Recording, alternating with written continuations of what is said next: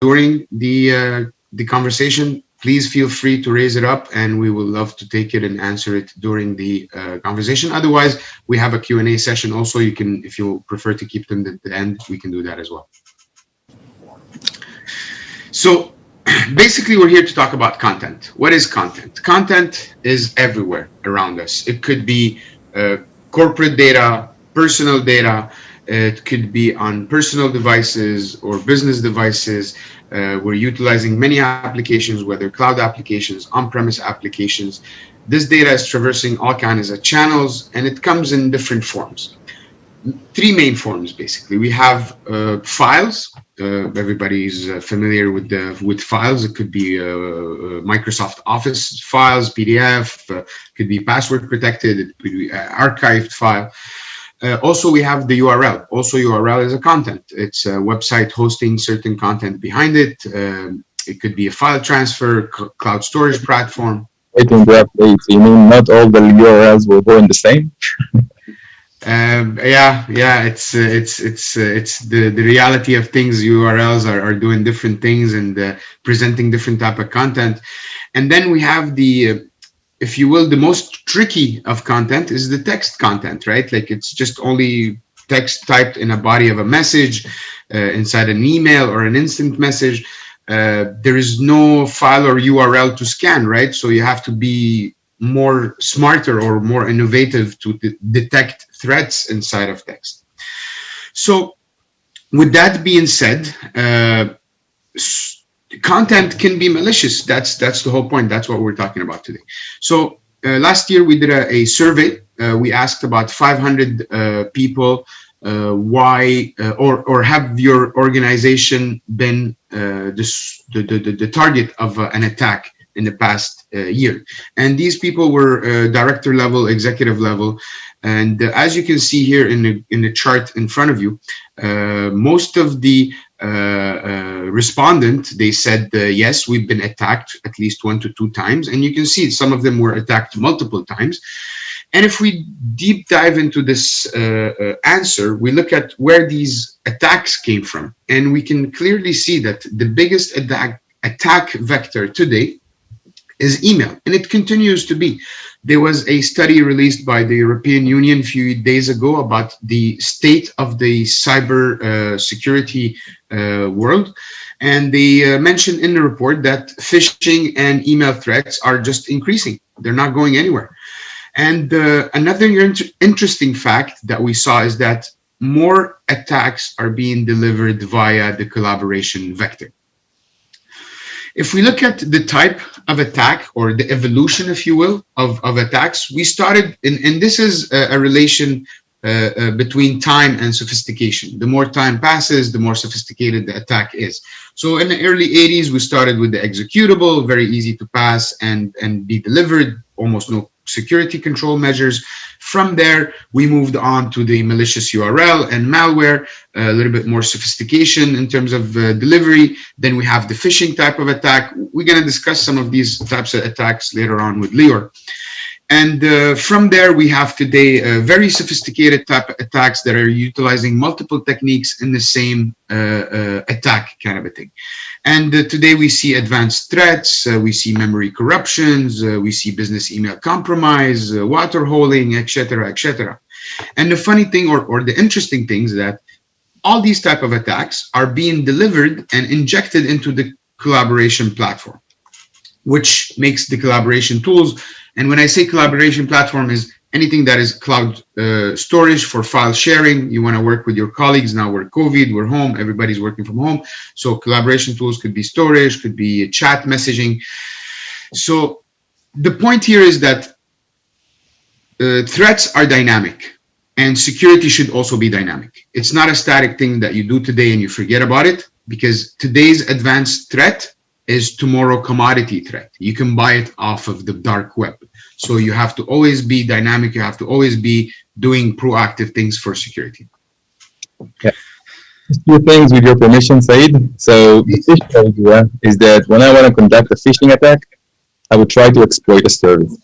So let's just say everyone in the room that are using Office 365, let's say that you raise your hand. All of you, if I will send you a phishing link, that looks like G Suite, you wouldn't even open it.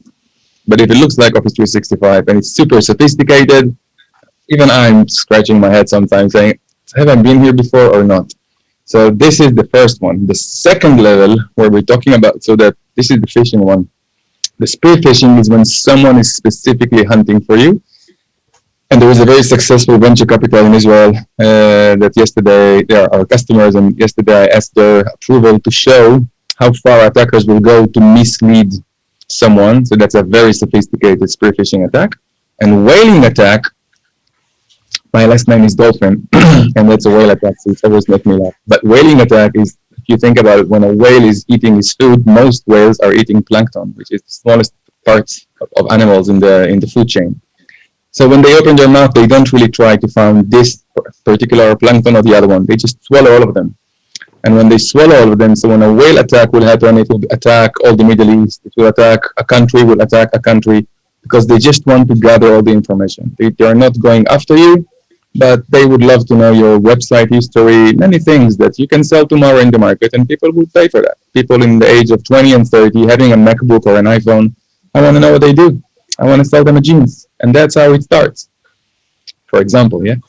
So it's super important to understand here because the motives behind that are massive and there is a lot of money behind that. Stealing credentials is something that happens all the time because people want to get IP or to have login credentials and then to put a bomb inside the organization. Absolutely. So here we want to talk a little bit about the most furious type of attacks or content-based attacks that we've seen on the internet in the past year, if you will. So here you can see evasion, targeted phishing, payloadless attack, 0-day, and collaboration. So the first one, I'm going to be honest with you, like maybe I lied a little bit. The first one, evasion, is not a content-based attack. It's more of a technique. It's technique to deliver the content-based attack. So, but we see it more and more often, and evasion itself is being dynamic, and we'll talk about that a little bit. So we'll talk about it first, actually. What the bad guys are trying to evade? Saeed, what's the evade here? Why there is evasion? Yeah, so the idea is that there's security measures, right? There's security controls, there's web filters that follow the website and scans the content. There is antivirus on the endpoint and so on and so forth. So the attacker want to be delivered to the endpoint, to the user device without being detected. So that's the whole idea. And there are many techniques out there today. Most common technique is URL redirect, password protected files, and there's so many techniques, evasion techniques. They can check if they're running in a sandbox. Even for that, there's many techniques. They check for sound card, mouse connected, language, etc. The idea of using evasion technique in the email channel is because the bad guys know that once they will bypass the email channel, it will end up in the user inbox. So this is why it's the most attack vector. And we're going to talk about it a little bit. Yeah. So the idea here is to make the security product known. If I know how the product works, I will know how to bypass it. So now the better and more sophisticated your technology will be and less interaction by humans, the better the result will be. Statistically, of course, because the software never rests. Absolutely. Targeted phishing, this is something that you mentioned earlier. It's very similar to phishing, which is a fraudulent attempt to convince you of doing something that you're not supposed to do. Click on a link, open a file. And targeted phishing is specific to the user. So it involves a lot of research about the victim that you want to target. And here we have a quick example, which in this example, actually, there's multiple technique combined. So there is targeted phishing that is using an evasion technique, which is hosting a file on Dropbox. The file is a PDF. So within the PDF also, there is a link pointing for you to download the PDF. Once you download the PDF, inside of it, there's an HTML file that presents a fake login page. So here you can see. Why do you think it's fake? How do you know? How do I know it's a fake login page? I call my doctor or my lawyer or my constructor, I think they would click here. That looks really legit. Yeah. It's very convincing, and as you can see, it's super convincing. It looks real, but it's not. It's fake. We know because we've scanned it, we looked at it, we took a screenshot of it, we compared it to the brand, we have image recognition, so we know it's not real. So we can agree that our employees, no matter where they are, should not deal with maybe it's fake, maybe it's not. They should have the confidence, right? Absolutely. And you bring up a very good point.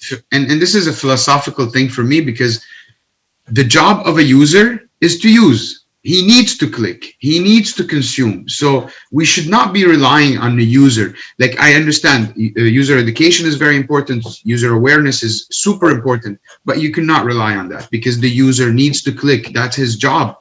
If you stop them from using, you're hindering their existence, right? So it is up to us to protect them. Absolutely right. I agree with that. Good. And So where magic starts, because perception point stops most, and I will always say most, of those attempts. And the less statistically attempts will be in your stock or on your employees, the less events, the less work on the endpoint, the less work on connecting what's going on in the network. absolutely. Here, if you allow me just quickly to go through this, I find it very interesting here, is that this email here, when it was delivered, it had a PDF attached, as I mentioned. The PDF was hosted on a Dropbox. So this is the first evasion technique, because with a regular web filter, he sees dropbox.com. That's a legitimate website. Pass through, please. Ahla wa sahla. And then the next, on the Dropbox, there's a PDF. The PDF also is a legitimate file, right? If you don't go inside the PDF and dissect the content inside of it, you're not going to know if it's malicious or not. So here we see that there is an HTML file, which is hosted on Google APIs. This is another legitimate website that is being utilized more and more to host malicious content. So multiple evasion techniques to present a fake login page to steal credentials. So that URL, what we see here, that URL, according to Perception Point, is based, it's not even Microsoft, it's Google API. Absolutely. We know by 100% there is no reason to give our employees a login page when it's not, we know it's Microsoft, but so why the other big companies are not doing it? It's an interesting question. Let's keep it related. What about payloadless attack? This is an interesting type of attack, and for me, like as the slide says, this is the ultimate trick, because again, there is no file, there is no URL, it's only text, and this is where the challenge becomes of finding this type of attack, because you don't have a file or URL to scan, so you need to look at the body of the message, you need to look at other indicator of compromise like domain name, the display name, a lot of other indicator of compromise in order for you to detect the spoofing or the BEC, if you will. Remind me to show this in our demo if we will have time. I'm sure we'll have time. Yeah. And attack of Rami. Absolutely.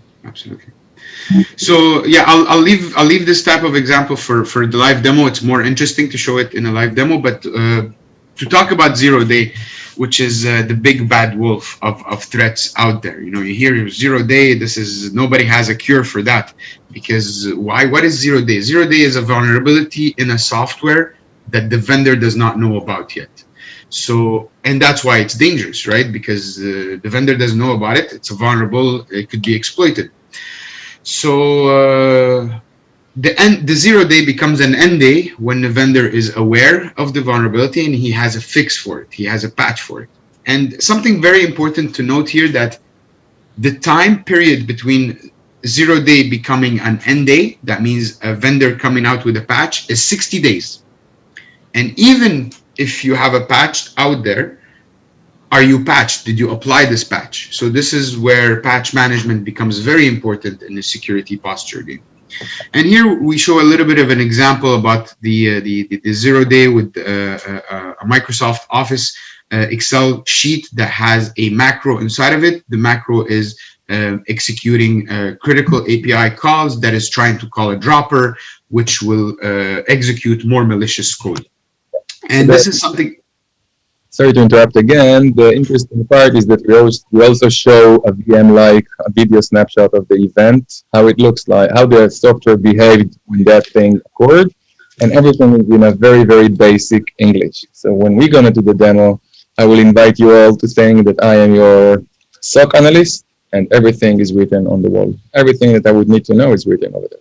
Absolutely. So in here, the dropper rule descriptions. So first, we say there is a dropper. We don't just say it's a deterministic act. We're going to tell you that Excel was called by shell 32, and that got an instruction point of a memory corruption, and we would like to apologize, but we are not allowing that behavior. And we know all the way to the binary code. So this is the call event that call that critical API, and we know it's malicious. So we don't allow that behavior to go. So if it would have been a 0 day, or if it's not known by any AV in the world, we would still detect that because we know how the execution look in the CPU. And that's what makes us unique. And if you haven't understand what I said, it's okay. It took me a month to understand it myself because it's deterministic, and we don't have deterministic technology out there in the wild. We have only statistic-based detection. Absolutely.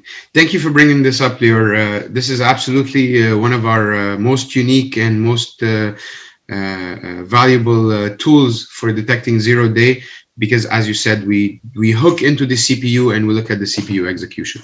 Yeah, and that's how the company was established. So it started by this technology, it's called the HAP, and around that we wrapped all the technology that you will see today. Absolutely. And here, the last type of content-based attack is on the collaboration vector. And again, I keep repeating, collaboration is cloud storage, file sharing in the cloud, chat messaging, video conferencing. All these types of tools today, they're utilized more and more, and they're being attacked even more and more. So a collaboration-oriented attack is no different than an email type of attack, except for spam. Spam is an email-specific problem, right? But everything else within that stack, like ransomware, advanced threats, phishing, anything could be delivered on a collaboration tool. So this is a very important vector for us to protect. Yeah, that's correct. And we do see more attacks coming from that vector. So every customer perception point starts only with mail.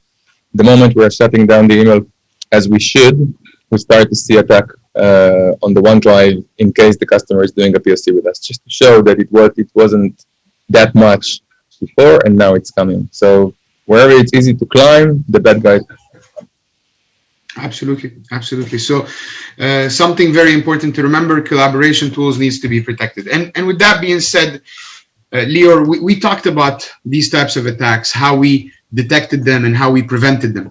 And if you don't mind, I think it's time that maybe we could dive in a little bit under the hood and talk a little bit about perception point and how we do things. And I will hand it over to you. I think that would be great to hear it from you, from the source. Thank you very much. I'm not the source. The reason I joined Perception Point, I was working for Symantec. I know it's recorded. It's beautiful to say that story, and I feel I'm among family. I came to China. I was asked by one of venture capital to go and check Perception Point, and I did, and I fell in love with the technology. And then looking outside, as someone who was dealing in enterprise cybersecurity for many years, I saw deviations, and this is the journey I would like to start. I don't know if you guys are cyber experts, CISOs, or people that manage email security for your organization. I think it's important to take a look. So just to clear expectation, Perception Point is not in the endpoint world. It's just an example. What happened in the endpoint world in the last 10 years? So 2010, we had AV. In the middle of 2012, 2013, next gen AV gave birth.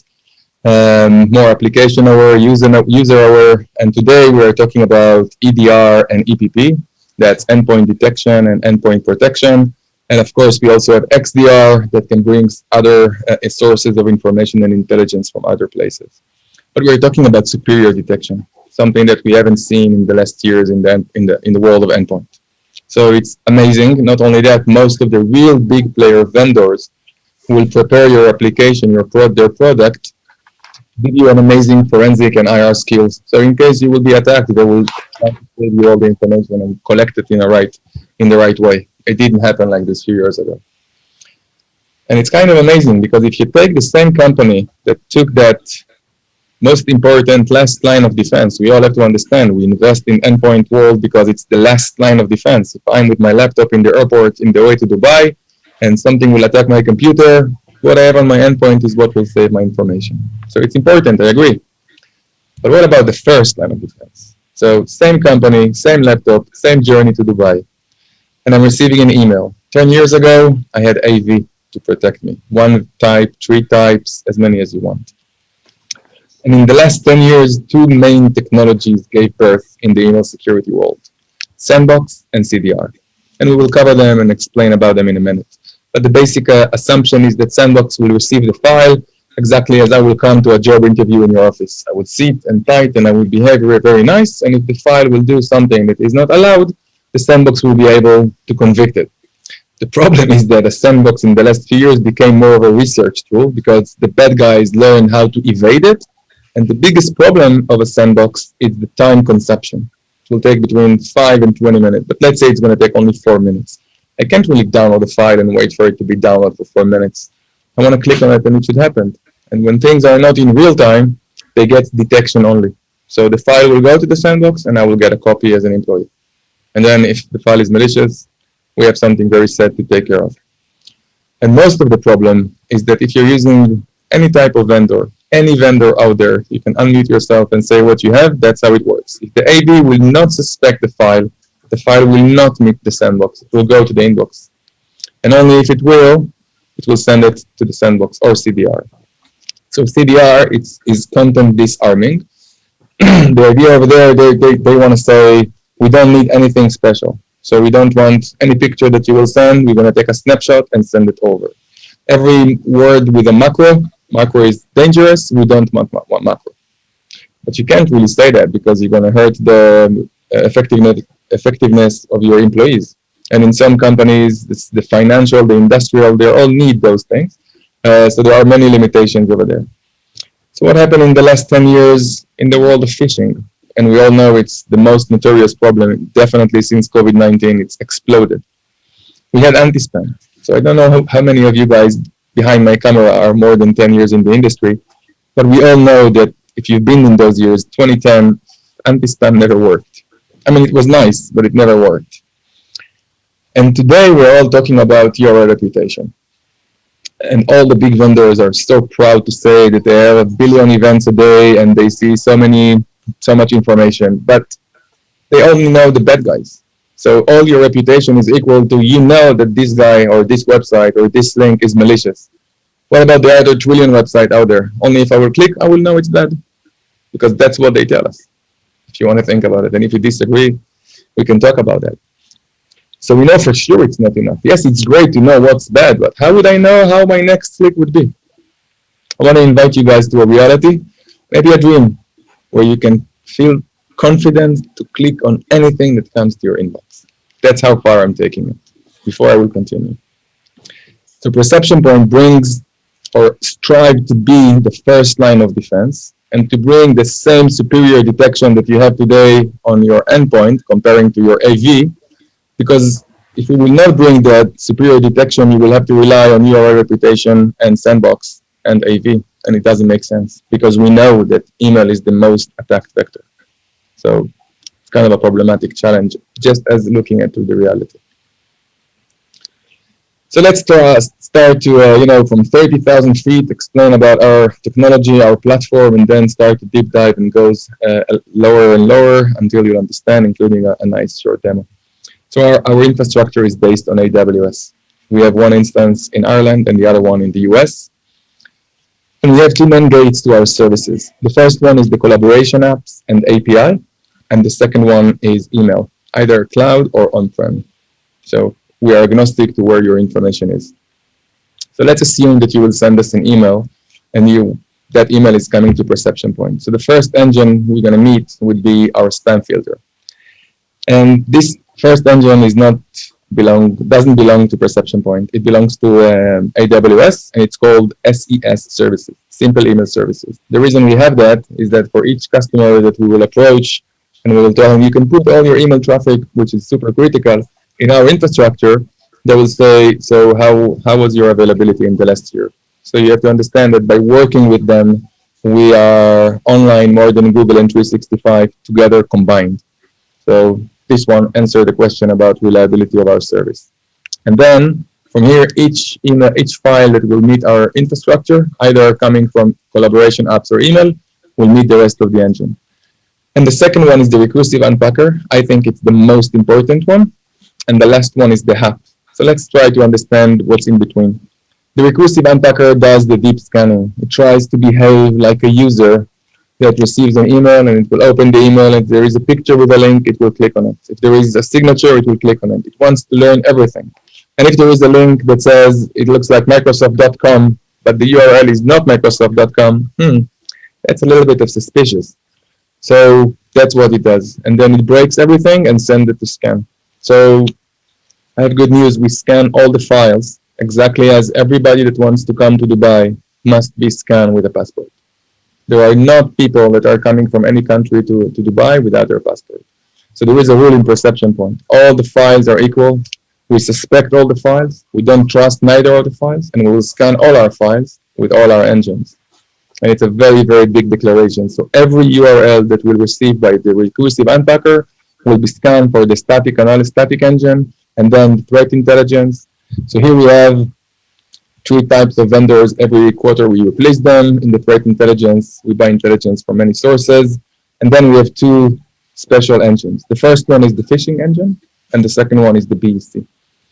So BEC is business email compromise. As Saeed mentioned before, it's me sending an email to Saeed, trying to mislead him, or someone sends an email on my behalf to Saeed, and it's not myself. And then Saeed thinks he's talking to me. And in phishing, the first thing we do is very, very simple. We do a lot of things over there that we prefer to talk less, but what we can say is that we take a snapshot for each website. So every link that will be received by your inbox, before that we clicked on it and we took a snapshot. If it looks like a phishing website, or like login to 365 or Zoom, or even your government or your post office locally, we will immediately say, no, it's not real and you cannot log in over there. So the detection is very high. And after that, we are sending everything to the hub. And this is our deterministic engine, and we will talk about it in a minute. Before you continue, I'm sorry to interrupt you. We have a question here from the audience, from Mr. Imran Ahmed. He's asking, what is the major difference between your EDR and others? So if you don't mind just shedding some lights on how we are different than an EDR and how different we are from others. So I would like to apologize. I did not explain myself well. We are not in the EDR world, and we don't have any EDR. But we hope that the CISO will think exactly like this. If you are buying EDR because it's the best technology for the last line of defense, why you are buying only AV and Sandbox when it's about your email? It's only because the vendors here are investing a lot, and here they don't. And we can talk an open conversation about it and explain, but we don't have any endpoint product. It was just thanks, Lior. But if you don't mind, at the same time, just irritate a little bit more about our main differences than other competitors, talking about the HAP, and I know that you're going to explain that in the next section. There's another question. So there's another question is should I replace my Sophos EDR solution with this? So again, if you don't mind, Lior, I'll answer this one. Our solution is not an EDR solution. We're not replacing Sophos EDR. We're not replacing Carbon Black. We're not replacing CrowdStrike. We don't compete with these guys. We are complementary to them because we are the first line of defense on the perimeter, on the email side, not on the endpoint. So to answer your question, Subir, in a short word, no, please do not replace your Sophos EDR. Even if you buy or you go with Perception Point email security perimeter protection, you still need something on the endpoint because, like I mentioned earlier, security is a dynamic activity, dynamic practice, and you have to layer. The more layers you have, the better you are. On the door behind me, there's a lock on the handle, and there's a secondary lock on the door. So the more security, the more controls you have, the better protected you are. So before we continue, I would like to answer. What was the question? If they should replace Sophos EDR with our solution. What's another question? I just Oh, yes. Sorry, there was another question. Yes. So the question is how the difference between your solution when compared to Mimecast, and there's another question also about the difference with MS-ATP. Okay, so we're going to cover both of them. The biggest difference is coming now, so please stay a bit more curious, and instead of answering the question, you will understand it. Okay, so just 5 more minutes, and we will cover them. So I want to tell you the evolution of the company. The company started with one place. They had this hub technology, this special CPU level detection, and they went to customers and told them, we can protect you. And many companies bought the product, and they contacted Perception Point, and they said, you know what, there was a problem. When we sort out the problem in email, all the problem started to come in OneDrive, in SharePoint, or Dropbox, even Amazon S3. And all this information is employees' information. So we sat down and we wrote to them something. So starting to answer the question, a simple POC for email will take half an hour. If you guys know really to manage your infrastructure, and if not, everything is good, it's going to take 1 hour. But a POC for OneDrive, 15 seconds. So to explain to you how deep the connection between us and other parties and other vendors and other platforms, so everything is simplified for you to decide. We've also were asked about those companies.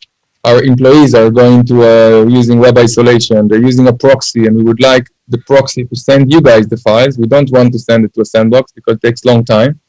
So we wrote those engines also, those solutions also. And then they were like contacting us more from the way. So there is a places where there is friction. Also employees and customers or suppliers like Salesforce, like Teams, like Zoom and Slack. So also for there, we wrote them a solution. And now in the last year, they've contacted us and said, listen, you guys, we have pure customer applications. Like I'm an insurance company and Saeed would like to be my customer. So we have to upload a PDF or the birth of certificate, or if he wants to take a mortgage, the real estate information. And that goes to a legacy security scanning. So we can be the first line of defense over there. So we started COVID-19 by selling only email. Today, most of our income is cloud storage and proprietary channels. So the fact that people are sitting at home makes us the first line of defense for many organizations recently. And that's a proof of how we are in the right place in the right time. Great. Thank you, Eric. You're welcome. And I was going to say two things. We have a gentleman with a question. I think Sajid has his hand risen. So Belgian, if you don't mind, maybe you can unmute Sajid. We can see if he has any questions. And also we have another question from the Q&A. I will answer it quickly if Sajid doesn't have a question at the moment. Hi. Hi, Sajid. Hi. Actually, I got a chance to talk to Mimecast people like a few months back, and all the things which I've covered, actually, he also covered it. And we had a POC session, so I was actually looking what is actually the big difference. Sure. That's interesting to hear. And yeah, definitely, Mimecast is doing similar things to what we do. We're not reinventing the wheel. We're just kind of dissecting the wheel, if you will. So Mimecast, and please do ask them. Feel free to ask them. Do they do CPU level analysis?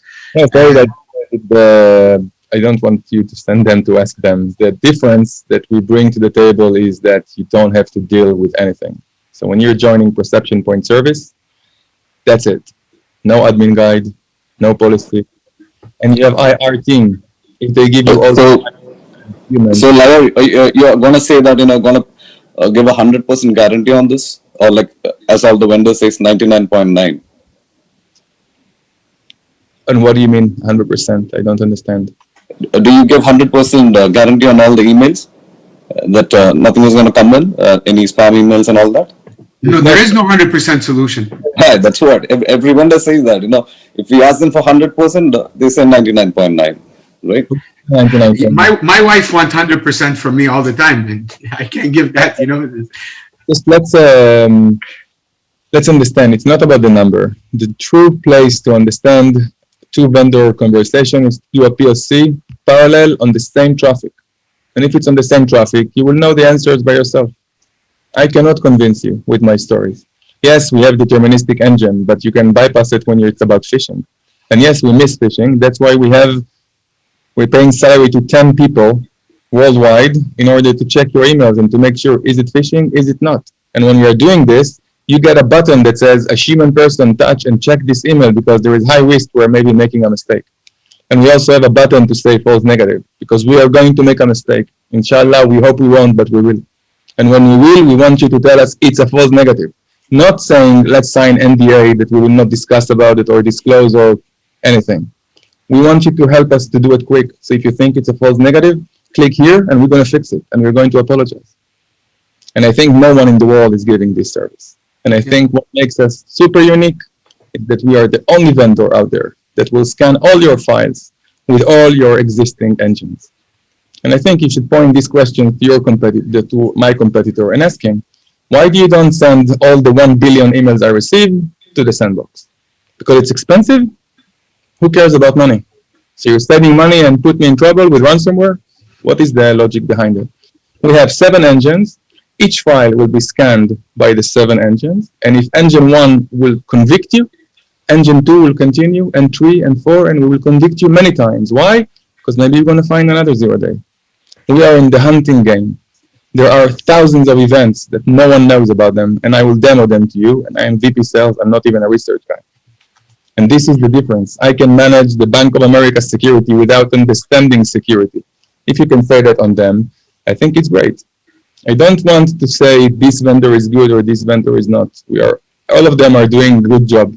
We are all trying to protect ourselves from bad guys. My competitor is not Proofpoint, and it's not Checkpoint, and it's not Palo Alto. My competitor is the person that woke up this morning and he wants to take your IP, and he wants to bribe you, or he wants to take from you money on ransomware event. And I want you not to, I hope that you will not meet that person as long as I'm on the shift. Yeah. This is what we're trying to say. Absolutely. That's a great point, Lior. Thank you for bringing that up.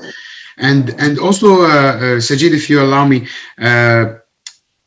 regarding what Lior said, we could toot our horn from now until Judgment Day, telling you that we are better, we provide better detection.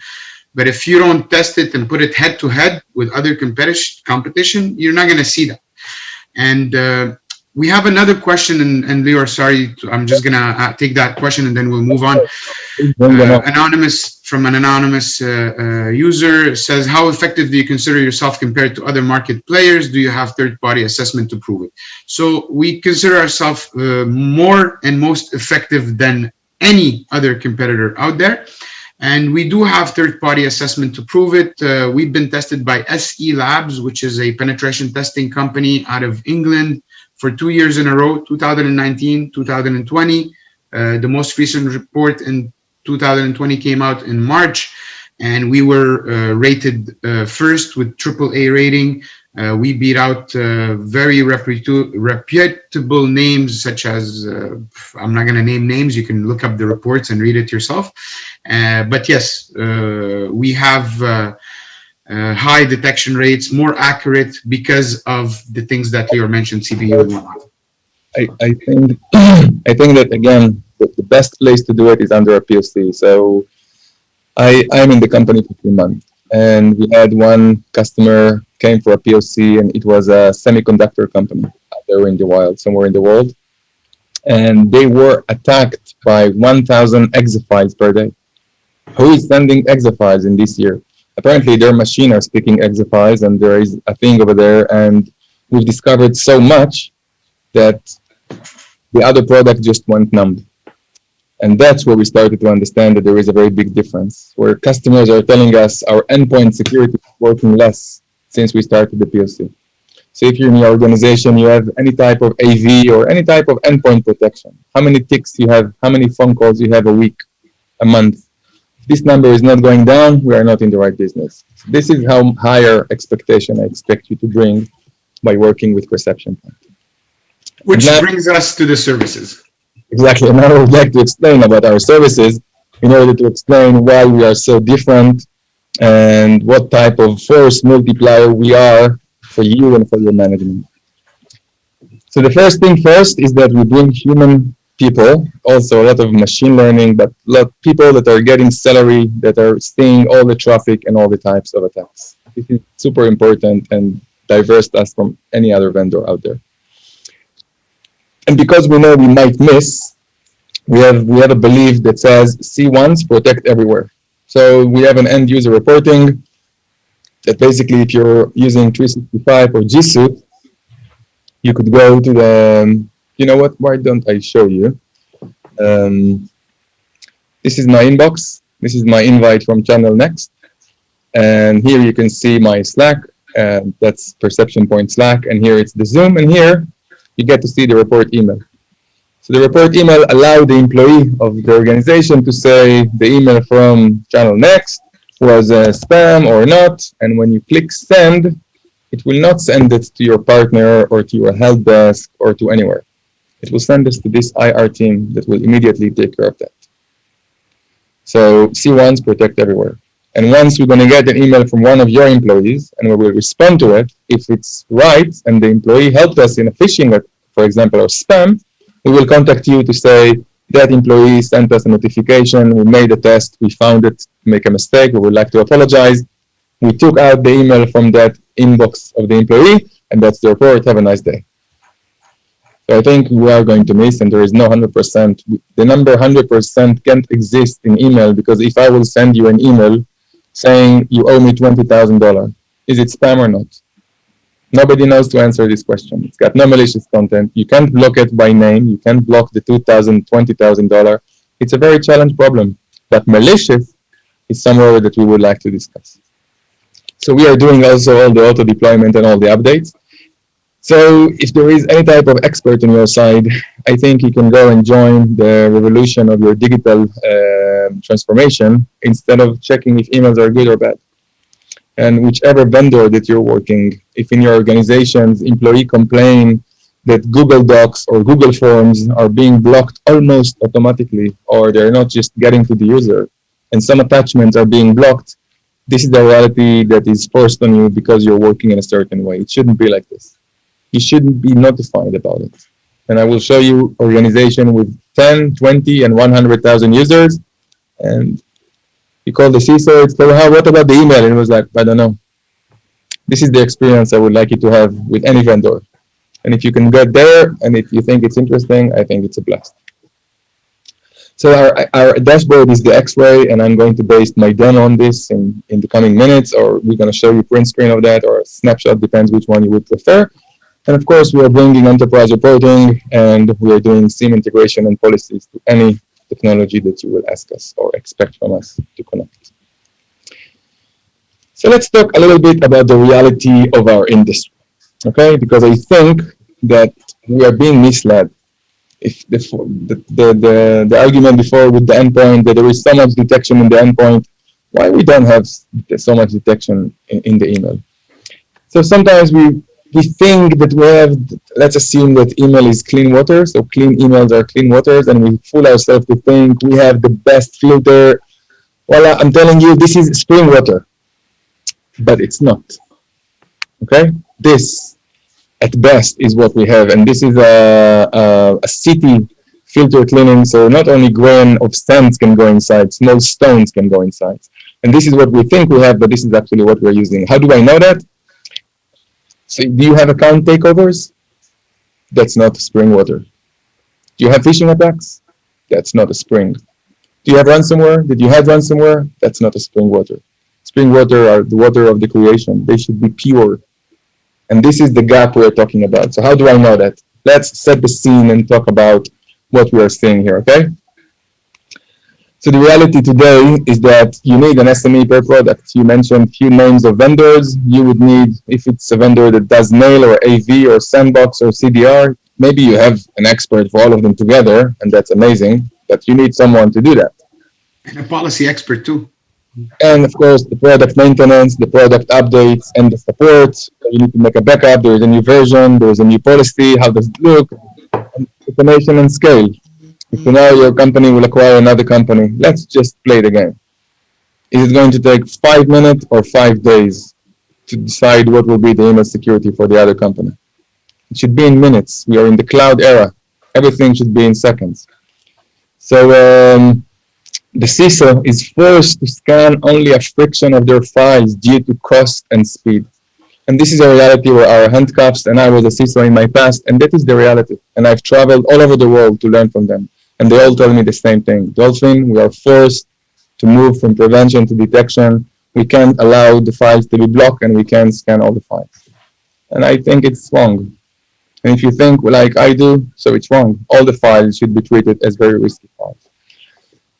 So Said and everyone here that I'm so honored to explain to you, the reality with Perception Point is very, very simple. And I hope that you will be very skeptic because inshallah you would want to have a POC.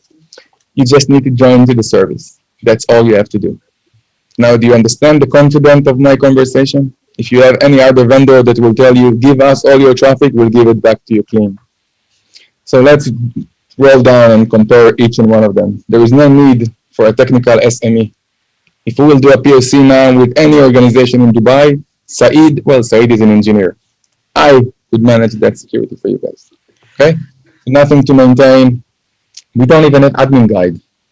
Do you know of an email security product that don't have any admin guide? There's a competition back to you guys. So all your questions were so good right now because you see the answers. So my answer to you is that I don't need admin guide. I don't want to understand how the evasion of the attack happened because in 10 seconds, the new birth of attack will give, new birth of attack will occur and I will have to learn it again. And it's very specific. And let's be honest, how long your smartest employee will do it? Your top engineer. How long do you want him to do it? A year, 5 years, 10 years? When it's going to end? It should be taken care of by technology. And of course, there's nothing to maintain. And to add something on top that you don't get today by any vendor, by any service, is IR included in the service. So when you pay the same price almost as you pay today to whatever what you're paying, you get so much more. And of course, I will never stop saying it. All your files will always be scanned by all of our engines. And this is a gigantic difference. And if you want to wrap it up as the cherry in the top, it takes us up to 30 seconds to release a file. It's unbelievable. Cherry on the top is the best part of it. 30 seconds to release a file. That's correct. Wow. So in action, I thought of showing you the demo, if we will have time or not, but I think I'm kind of insist showing you the demo. It will be an honor. I insist too. Please do. It will be an honor for me. So let's start with the beginning, okay? I will, with your permission, inshallah, will work for you guys, and I'm your SOC analyst. So as your SOC analyst, I have a few basic things to do to make sure that what comes is good or bad, not to deal with policy, not to deal with standards, nothing. And I have three main things to do. The inside. Demo mode, please. Sorry, Said? Demo mode, please. Of course. Before I will switch to demo mode, I would like to show you our setting. And that's why I didn't go to demo mode, but thank you, Said, for reminding me. So in the setting, we have 4 dashes. That's it. I would like to apologize for the speed of the internet. Maybe my kid is watching Netflix. So we're sharing the internet. So you get here to answer 6 questions. Sender IP, whitelist, blacklist, what do you want us to allow and what not. And the scan, it's that I told you before, we're going to click on all the URLs. If you don't want us to click any specific URLs, no problem, we will do it on your behalf. And then it's the domains of your organization. Each company have its own domain or set of domain. And collaboration. So collaboration is the most interesting one. What I showed you before, if you remember, that app is being activated here. So we are using in Perception Point Gmail, and then we click activate. If it's Office 365, you click upgrade, and that's it. So you know what? Let's just play OneDrive and see how fast it will take us. Any organization, any type, any size. We're going to click activate. A new window will be open. It's a Microsoft online login. You put here your admin for 365 of your organization. You put username and password, and then it asks you one question. Do you wish to allow Perception Point access to your files? You say yes, and that's it. You're protected. Any file from that moment that will be uploaded to the system or will be edited, so any employee edit any Word document, if something just happened to be there, a bad URL, whatever it is, once he's going to click save, we're going to scan it for you. And you don't have to do anything because there is no policy. We're scanning all the files with all the engines. Which policy do you want? Now, I'm going to switch to the demo mode and show you how things look like. It's really nice. Trust me. This is the scale of time. We want to see only the last day to see the most important things. Those are our 7 engines that we're scanning. So all the files will go, no matter who will be detect what. And those are the channels we protect in this demo. So we have emails and API and OneDrive and so on. That's the traffic, to see the graph of email traffic consumption of your organization. And here is where I can start behave like a SOC analyst. So first thing first, I would like to shut down. Before I start, I would like to show you that we have 5 levels of conviction. 4 that are not good and 1 that is clean. Perception point is SOC 2 compliance, and we can't see any clean email of any customer. The only way for us to see a clean email is only if you as a customer suspect, and you can say, I think it's malicious. Once you will say send request, the verdict of the file will be suspicious, and then IR team will be able to take a look at it. Otherwise, we can't see anything of your clean email. So let's select malicious from the last day, and then you will be able to see that 256 was the last email and going back forward. But because I'm your SOC analyst, I don't want to do it according to time. I would like to do it according to importance. So let's click the first link. Oh my God, this is a very interesting link. I will open it with your behalf, and I will tell you as your SOC analyst what I see here. First of all, it's a malware. It's a malicious attempt that we caught by deep inspection and unpacking. It was caught by the policy engine, by the threat intelligence, and by AV. Let's take a look how the attack looked like. This is beautiful attack. So what we see here is everything in perception point that is orange is malicious. If it's gray, it's good. So we can see here a PDF that had 2 links inside. Both of them are bad. Google Drive, that if you click will download something, that if you click will download. So it looks very, very interesting. We're going to click on the first PDF. And the first thing the perception point will give you is not a policy. It's the ability to click compare us to VirusTotal. For those of you that don't know, VirusTotal is an intelligence company project of Google, sponsored by Google, and all the security vendors contribute their information. So nobody knows this file is malicious. If any one of you want, you can write me in the chat your email, and I will send it to you. This is how confident I am. So you can send me any link from any system, from anywhere, time in the day. This is how confidence I'm using. If you're using any other vendor and you can say it in that confidence, I think you answered your question. And let's go down a little bit just to understand what I can tell. I know that the summary of the file, I know the evidence that the file is in the black cache, so it was detected even in the past by perception point, and we're not willing to say where, and it's clean with VirusTotal. Let's take the second link. It's a Google Drive, and we know it's malicious because it's detonated that file. And click, standing on the link, and click again, VirusTotal. In that case, it's clean again. Oh, what a shame. Let's try to download this PDF. Maybe this time we will have luck. Looks like the industry don't work today. Maybe they're on vacation. Let's go down and see what we know about the file. So we tell you this one is an encrypted application that we've seen before in the past, and we know the hash, and we know it's malicious. So you start to understand that your work as a customer of perception point is this button. I want to request investigation. I think it's malicious, or I think it's clean. And you can also really change your mind and say, perception point, you guys are kind of make me upset. This is false positive. So we have a button to allow you to tell us that we made a mistake. Do you know why? Because we're adults and it's our responsibility. It's not about respect who made the mistake. It's about the respect of protecting you. So the sooner you will tell us, the faster we will fix it. And this is a maturity I don't know in the industry of the cybersecurity, and I've been here for 20 years. Let's take some more interesting examples that just by mistake I've made. I kept especially.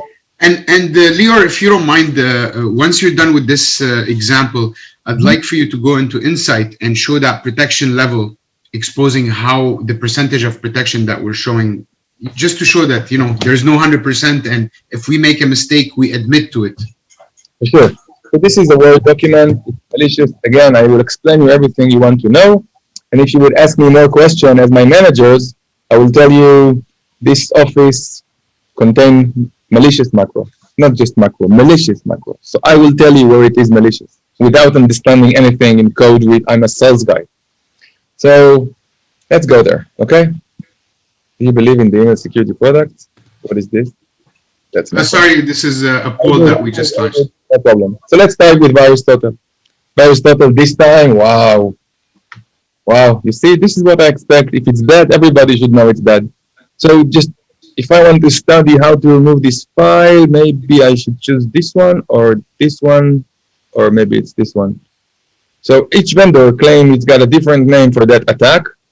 So what I would have do as an outcome is to click here, click copy, go here and say how to remove this attack. And then I would either go to this one or to this one. You would have to tell me how do you want me to do it. Our clock ticking and it's time to work. So let's see what we are going to tell you with perception. So first thing first, we're telling you the summary of the file. This is the file name, the SHA-256, and this is the HAP analysis. So we have a video that shows you exactly what happened when the file was running, where it was executed, bloop, and crashed. That's it. That's the attack. But if you want us to take you a little bit down, we can tell you exactly that the macro is suspicious, and the down you will go, the further you will understand. And then I'm telling you it's a base 64. Base 64 is a way of encoding. So if my name is Lior and you want to do it base 64, it could be 123AZI. And then it's encrypted. So we know it's encrypted. How do we know that? Because when the code came to the CPU, it didn't came binary, it came base 64 binary. So in order for the CPU to read it, he had to translate it. Once he opened the base 64, we know the code, and then we scan it. So without understanding anything, I'm telling you, the suspicious macro is here. And here, if you can take a look, it's a very simple fact. So that guy is writing a malicious malware, and a malicious code is order of lines, line 1, line 2, line 3, line 4. So every AV company or every sandbox, we check that order. We are sitting in the CPU, and we want to understand which order comes to the CPU, and then we compile that. So we know there is between 1 to 100, but the combination of 5, 6, 8, 9, 11 without 10, 12 without 13 until 18 starts to be malicious. So we would like to really apologize, sir, but this is the detection we bring. I would love if any one of you would tell me, yes, one of those vendors that I'm using called me to say that a very special attack was caught in my environment. And if you want to go a little bit more deeper, we know that it's base 64. So everything that is orange is malicious. And I'm just going to scroll down until I'm going to find this code that you can see it's obfuscated. Okay? And if you want, I can copy this and take a base 64 decoder and show you the wrong code. Same here. And those two, of course. So which one do you like to work with? This one that will tell you how to remove one of those, and then what to do with it? No, we don't tell you. This is intellectual property. Or you prefer that I will tell you which line is it working? This is deterministic, and this is statistic. Because it didn't really help you. That's another example. Any other? Also, sorry, I'm taking you different directions. Within the example that you were showing earlier, if you don't mind showing the screenshot of how the email came in first, that's something I always found interesting. It gives you a bit of an idea of how the email came through. Let me see what I can do for you. Thank you. Another email that we received is an email that if you look at the preview, so we can show the preview of the email, and you see that it was sent between me. I received that email. It's an attack I received. And I would like to ask you, there was a URL in that attack. Said, I hope that you will be quiet now. Do you think it's malicious or not? I don't expect any one of you to answer. I want you to feel the unconfident that all your employees are feeling. If one of our employees received this, he is the victim and we are the victims also. It's not his fault for clicking it. It should have never happened. So this is a very sophisticated attack. The reason I wanted to show it to you is that because, as I told you before, we are working from AWS, and AWS have the set of IP. And all the bad guys, the really, really bad guys, will always say, I don't want anyone browsing from AWS to my attack system. So every time you're going to try browse from AWS, I will switch and give you my server is not responding. You see? So look what happened when you're working. This is the IP of Israel. I'm based in Israel. This is IP of AWS. And then everybody are like, what? How did it happen? Let's do it again. Israel. Let's do it again. Israel. AWS, not working. So this is an infrastructure of attack. And let me show you why we detected it. You're going to love it. You remember I told you have to go down? So this one is a login page password holder. And this is a screenshot of a website spoofing. The website they're trying to spoof brand name is Microsoft. So do you wish to give this to your employee? Or you wish me to tell you that this looks like Microsoft, speak like Microsoft, but not Microsoft? And it's a very big difference. So that's where you understand that when there is a malicious activity, we will probably find it more or faster than majority of our competitors, because when it's malicious execution, we are super sophisticated. And by the way, if there are any questions about how the technology work in that CPU, I'm totally excited to share about it either in here or have another session. Said, any other examples you want me to show? So I've contacted specifically to a venture capital in Israel. They are our customers. We are protecting many financial organizations in Israel and also worldwide. And there was an email that attacked Rami. And where is this email? That's not the email. Just 1 second with your permission. Trying to find it.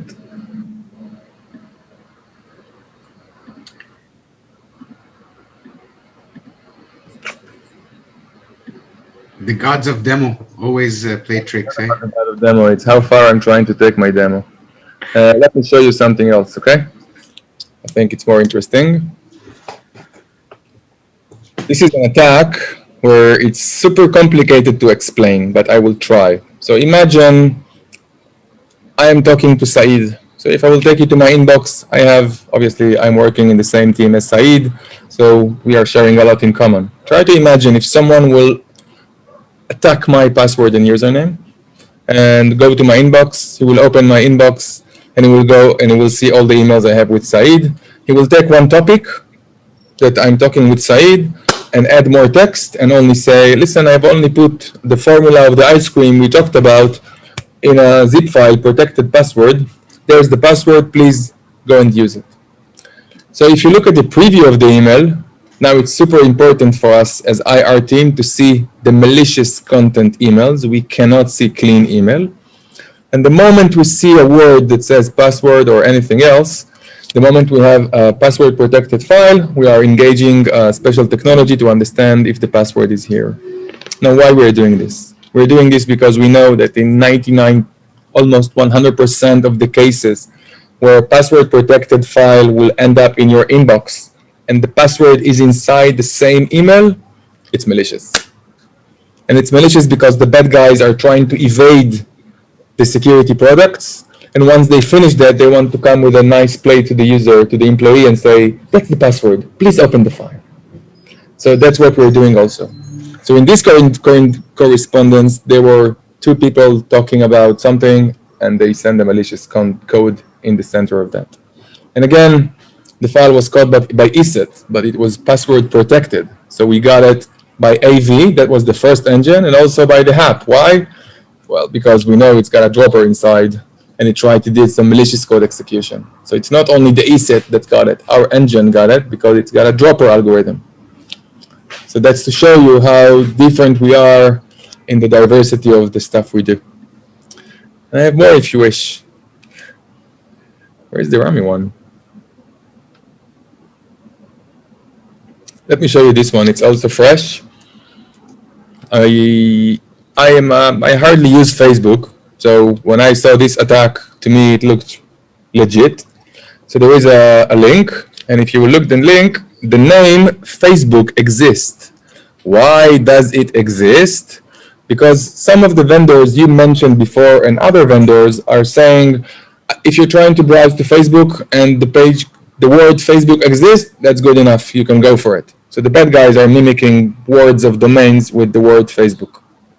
But before we will continue, I will do virus total so that you will all be able to see that 80 vendors would accept this. And then I will ask you guys, this is a screenshot of the email. Do you want me to send this to your employees or not? I mean, we all know this is not Facebook. We all know all the security vendors will approve that. So why? Why the detection is so poor? Why can't we say, it looks like Facebook, but it's not Facebook? Look, it's not. We know it's not. And this is the gap of all the attacks that we find for a normal organization. And it's massive. And if you go down all the way, it will tell you one thing. It's a website spoofing of a brand called Facebook. And Lior, please show the time of scan, processing time. How long did it take us to do that? So to convict this one, took us 7 seconds. It was 2 days ago. We have attacks from last month that no one see them out in the wild, like the attack I just showed you and the one before. So if you want, I can click back. So you will see it. Many of the attacks don't, well, obviously I showed you in the virus total.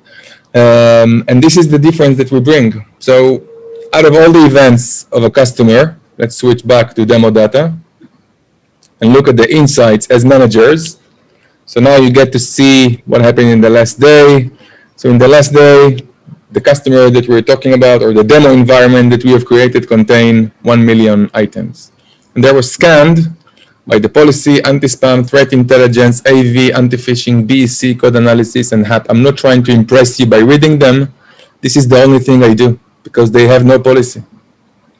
And I can't manage them. It's being done by perception point. So this is the level of differences that we bring when we're talking about perception point versus the other. There's nothing to do in the system. Yeah, and this is a great point, Lior, and especially when we're talking about policy, and if we make the example of ATP, because somebody did mention MS ATP. So one of the major differences is the configuration, the amount of the configuration that you need to do for BEC, business email compromise, or anti-phishing policies in Microsoft ATP. Is definitely enormous compared to the amount of work you would need to do with perception point, which is literally just subscribe to the service and we'll take care of the rest, versus all the policies that you need to configure for phishing, anti-phishing, and BEC on the ATP side. So this represents a huge saving in times and resources, and relieves you from all this mundane tasks so you can focus on real security. Yeah, that's correct. Also, a point that disturbs me when I told you about that semiconductor company that were attacked day and done, like day and night. So the guy told me, you know, I'm thinking of working with one of your competitors and they have a VIP list. So, Said, do you know what is the VIP list? So it's the VIP list. These are the most important people in the organization, and we are going to unleash hell and to do all the detection we have in order to make sure they will not be attacked. So I have a question for you, Said. VIP usually is 10% of the organization, right? So that guy in the towers, the semiconductor company, the guy, the CISO is telling me, so Dolphin, all our employees are VIP.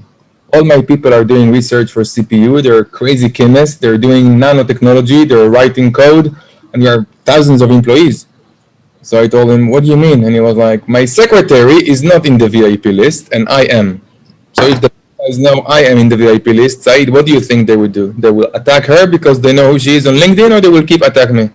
No, they will go after her. She's the weak link. So if one of your companies that you've mentioned have VIP for all the organization, I think they're becoming to be more realistic to the approach of coming near us. And it's not about trashing. If all the customers will go and ask for that, we will not look so different. So Lior, if you don't mind, we talked a lot about email protection and whatnot. Can you show us some examples of detections that we saw on OneDrive or maybe on Google Drive? That would be something I think interesting for our audience to see, just so they can understand that the similar type of attacks that we see on email, we see also on other vectors. Yeah. So I can put highlighted only or not. I selected for malicious. Change the range if you maybe make it longer range. And here, no, this is the link. Wait a minute. This is the zip file that hides an exe file. Let's open this one, okay? I don't know what it is, and it's removed because it's a demo data, but it's a zip file. And if we go again, let me close all those so you don't think that I got forbidden mislead. And click virus total to make sure we know no one not match. Okay, let's go to the exe. Very nice name. I'm sure that you wouldn't want to meet that guy. Okay, you see how funny it is? Password protected, nobody knows that. You look inside, everybody knows that. How can you go to see inside? Obviously, look, it was got by Avira and it was approved by Leo Yankovic.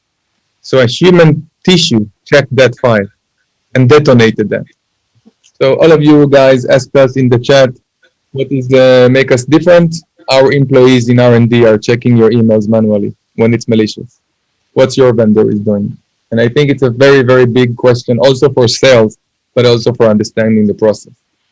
So this is a very simple exe file. I don't know how to explain that, but I can try and find you other things. We also have that on API and other channels. It looks the same, so it's all the same, and I can go even deeper about explaining what we have and the ability how to hide information or how to deep look in the. I think that in demo-wise, we've covered enough. And I showed 15. So. Of course, if there is any question out there from you guys, please feel free. And again, my email is dolphin@perceptionpoint.io. Anytime you're stuck, you need quickly to find out if a file is good or not, send it to me by mail, and then contact me by WhatsApp or anything you want. Say, hey, I need to know about the file. Is it good or not? It's free of service, only because out of respect. You want to go on the offering overview that we had, Said? Sure, absolutely. Thank you, Lior. Really appreciate it. It was very interesting. So just to resume what Lior showed us and we shared with you today, our solution offers real-time detection of all attack types. We offer 100% threat visibility, unlimited scale in the term that we're scanning 100% of your traffic volume, regardless of the number of files and URLs attached to it. Deployment is super easy. Usually takes us 15 minutes on your side to do the configuration, 15 minutes on our side to verify traffic, and we're done. We're up and running within 30 minutes. Zero delay in terms of threat analysis and delivery of your email. Incident response is included in the service, so you get access to our security engineers that could be an extension of your security operation center. And with that being said, this is all we had for you. We have few questions, Lior, so if you don't mind, let's take those. So the first question here says, what else is coming in the next 6 months? That's a good question. So we are never ending the chase after the bad guys. The responsibility of, try to imagine if whatever company size you guys have and whatever you do, we are taking all that responsibility now. We are doing it on a couple of dozen of big customers, and we hope to quad them. So every information we will know about any attack from each and one of them, we will immediately spread the umbrella to all our customers. So this is hands repeat forever as our job. This is our commitment. And on top of that, we strive to do Mac. So let me show you something that if you guys are using Mac computers and you work with Office, I hope that you have an endpoint, maybe mail, maybe any security that you wish. Let me show you how a malware is coming out of a Word inside a Mac computer. So first thing first, and I think I will be the first one to show you ever a sandbox of a Mac, but let's keep it for a second. First thing first, let's Aristotle, I'm your analyst, you remember me, nobody knows about the file. Okay, what a shame. So what we do know about the file, hey, look, there is Word 2019 for Mac. The Word operates and then boom, a calculator starts to come. Where did it came from? And this is interesting. Also, if any one of you ever seen a Mac on VM, please raise your hand. Tell me where in your vendor has a setting for that, because those are the threats. And if you think about it, the majority of the top of your organization is using Mac, and they're either important financially or because of the management or because of the skills, marketing, HR, and so on. And we know Exactly as Said explained, look how simple it is. We know the dropper rule description. We know the dropper full name, the rule name, where it came from, and the instruction point in the CPU or the memory. And here, we are pleased to show you the binary code where that file was tried to give birth. So this call called the computer, the calc from before. That's it. Happened only once. So I know what happened to the file. And unlike other ones that will tell you there is a name, okay, and now what I do. So there is a name. Great. I know the name. What? How do I remove? What do I do? So this is a gap that when you're working all day long with email security, you understand that this responsibility is on our shoulder. This is a game-changing technology for email security and collaboration. Great. Thank you, Lior. So just quickly to resume, the next 6 months, what's coming in terms of threats, I would tell you expect more ransomware, more phishing, more spear phishing, and so much more of the same of whatever we're seeing. What's next, or what's coming for Perception Point within the next 6 months? We're adding more support for more applications. So we have support for Zoom that is going to come out soon, and we have also support for Slack that is going to come out soon. So that's what's coming for us in the next 6 months. Just adding more support for more feature, more applications. And we have another last question, I believe, on the Q&A, which is what level of protection is available in Teams and Slack? So for Teams, for Slack, naturally, there is no protection available. Slack does not offer any security for Slack application. For Teams, if you have Microsoft E5, which is enterprise level 5, you need to sell an arm or a kidney to buy that. But anyways, if you have E5 license, you get basic protection for Teams because the back end utilizes OneDrive anyhow. So you get basic protection, which is verification of signature. So Microsoft does offer some sort of basic security for Teams, but if you want to go beyond that, if you want to inject more layers to detect the phishing, the spear phishing, the advanced threats, then definitely you need to inject more security. And this is where we come in, because the same layers that Lior showed for email protection, we apply these same layers to collaboration. One more thing, Saeed, with your permission, I think there is either misunderstanding or I didn't hear right. He mentioned Slack because we do support Slack for enterprise only. And then when Slack will get you a certificate and we can open the traffic. Otherwise, no option to open that. So only a version of Slack is editable, and we have customers that are using it. So every time you're using Slack and you're dropping a file, we're going to scan it on your behalf.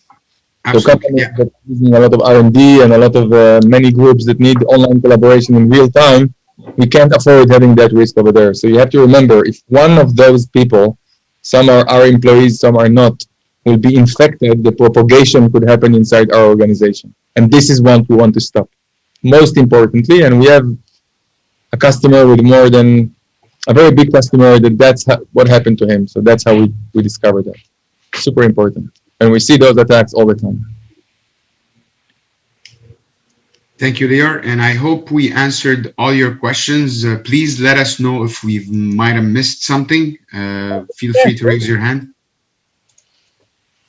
So this is a special offer from us to all of you guys who attended the webinar. If you wish to have a POC with us, it's a free 30-day trial, so you can compare us to any technology. And I urge you always, when you're testing email security products, always to test them on the same time. So it shouldn't take too much of effort. And when you put them on the same time, they are sucking the same traffic, and they see or should see the same results of attacks. And that's where you get to see the difference. Doing one test here and then the next week another test or next month is not really realistic. If you want, please feel free to contact us or Channel Next, and we'll be more than delighted to meet you for a POC. And on that note, thank you guys. Thank you, Belgium. Thank you, Channel Next. Thank you guys in the UAE. We really appreciate you, and we appreciate your time. And inshallah, thank you so much for Lior and Sai for this fantastic session.